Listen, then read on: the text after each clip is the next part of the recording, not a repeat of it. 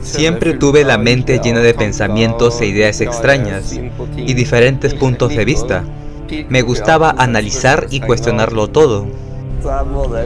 Soy a la vez una persona emocional y muy racional.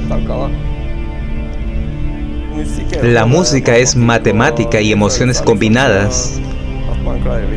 Así que si dominas ambas cosas es una ventaja. Aunque te haga sentir como si estuvieras hecho pedazos. Todos tenemos un lado destructivo y oscuro.